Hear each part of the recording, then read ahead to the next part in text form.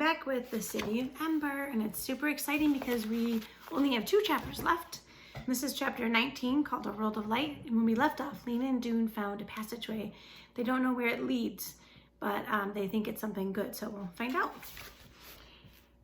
Chapter 19, A World of Light. As they squeezed past the rocks at the entrance to the path, Dune thought he saw the candlelight glance off a shiny piece of wall. He stopped to look, and when he saw what it was, he called out to Lena, who was a few steps ahead of him. "There's a notice." It was a frame sign bolted to stone, a printed sheet behind a glass. Dampness had seeped under the glass and made splotches on the paper, but by holding their candles up close, they could read it. "Welcome, refugees from Ember. This is the final stage of your journey. Be prepared for a climb that will take several hours. Fill your bottles with water from the river. We wish you good fortune. The Builders." "They're expecting us," said Lena. "Well, they wrote this a long time ago," Dune said. "The people who put it here must all be dead by now." "That's true, but they wished us good fortune. It makes me feel as if they're watching over us."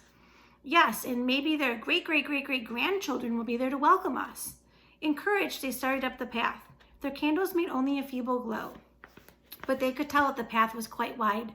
The ceiling was high over their heads. The path seemed to have been made for a great company of people. In some places, the ground beneath their feet was rutted in parallel grooves, as if a wheeled cart of some kind had been driven over it. After they walked a while, they realized that they were moving in long zigzags. The path would go in one direction for some time, and then turn sharply and go the opposite way. As they went along, they talked less and less. The path sloped relentlessly upward, and they needed their breath just for breathing. The only sound was a light pat-pat of their footsteps. Lena and Dune took turns carrying Poppy on their backs. She had gotten tired of walking very soon and cried to be picked up. Twice they stopped and sat down to rest, leaning against the walls of the passage and taking drinks from Dune's bottle of water. "How many hours do you think we've been walking?" Lena asked. "I don't know," Dune said. "Maybe 2, maybe 3. We must be nearly there." They climbed on and on. Their first candles had long ago burned down to the last inch, as had their second candles. Finally, when their third ones were about halfway gone, Lena began to notice that the air smelled different. The cold, sharp-edged rock smell of the tunnel was changing to something softer, a strange, lovely smell. As they rounded a corner, a gust of this soft air swept past them, and their candles went out. Dune said, "I'll find a match," but Lena said, "No, wait. Look."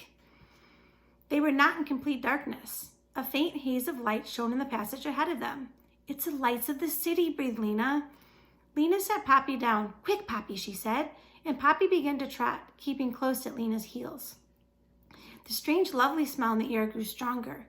The passage came to an end a few yards further along, and before them was an opening like a great empty doorway. Without a word, Lena and Dune took hold of each other's hands, and Lena took hold of Poppy's.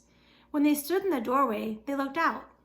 They saw no new city at all, but something infinitely stranger, a land vast and spacious beyond any of their dreams, filled with air that seemed to move, and lit by a shining silver circle hanging in the immense black sky.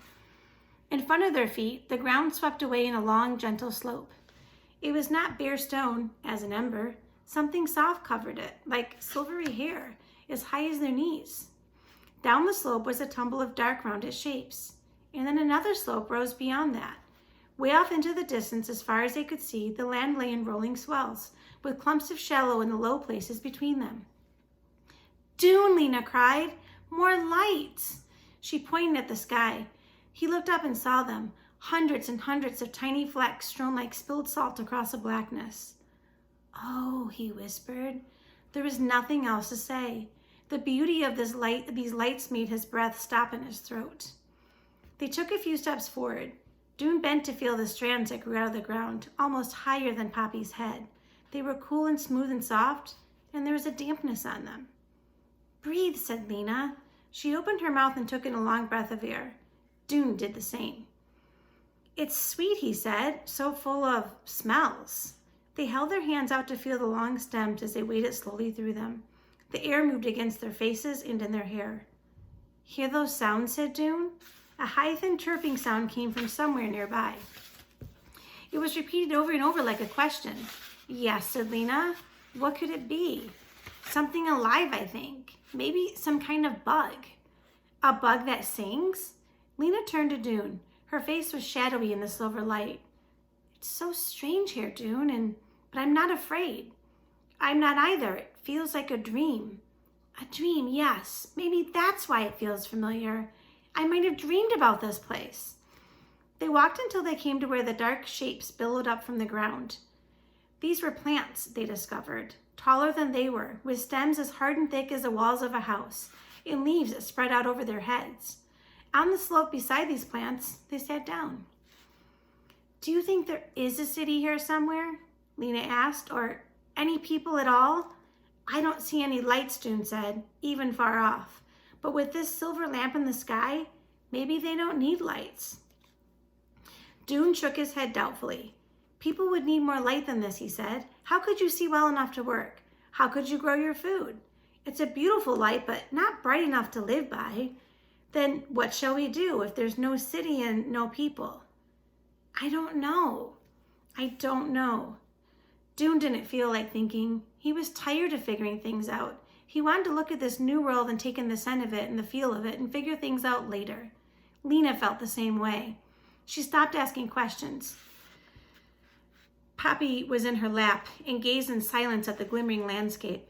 After a while, she became aware that something strange was happening. Surely when she had first sat down, the silver circle was just above the highest branch of the tall plant. Now the branch cut across it. As she watched, the circle sank very slowly down until it was hidden, except for a gleam of brightness behind the leaves. It's moving, she said to Dune. Yes. A little later, it seemed to her that her eyes were blurring. There was a fuzziness in the sky, especially around the edges. It took a while for her to realize what was making the fuzziness. Light, she said. I see it, said Dune. It's getting brighter. The edge of the sky turned gray, and then pale orange, and then deep, fiery crimson. The land stood out against it, a long, black, rolling hill line. One spot along this line grew so bright they could hardly look at it. So bright it seemed to take a bite out of the land. It rose higher and higher until they could see it was a fiery circle, first deep orange and then yellow, and too bright to look at it any longer. The color seeped out of the sky and washed over the land. Light sparkled on the soft hair of the hills and shone through the lacy leaves as every shade of green sprang to life around them. They lifted their faces to the astonishing warmth. The sky arched over them higher than they could have imagined, a pale, clear blue. Lena felt as though a lid that had been on her all her life had been lifted off. Light and air rushed through her, making a song, like the songs of Ember, only it was a song of joy. She looked at Dune and saw that he was smiling and crying at the same time, and she realized that she was too. Everything around them was springing to life. A glorious racket came from the branches, tweedling notes, peeps, burbles, high sharp calls. Bugs? Wondered Dune, imagining with all the bugs that could make such sounds. But then he saw something fly from a cluster of leaves and swoop down across the ground, making a clear, sweet call as it flew. Did you see that? He said to Lena, pointing. And there's another, and there. Then they're there, repeated Poppy, leaping from Lena's lap and rolling around, pointing in every direction. The air was full of them now. They were much too large to be insects. One of them lit nearby in a stem. It looked at them with two bright black eyes. Opening its mouth, which was pointed like a thorn, sent forth a little trill. It's speaking to us, said Dune. What could it be? Lena just shook her head. The little creature shifted its claw-like feet on the stem, flapped its brown wings, and trilled again. Then it leapt into the air and was gone.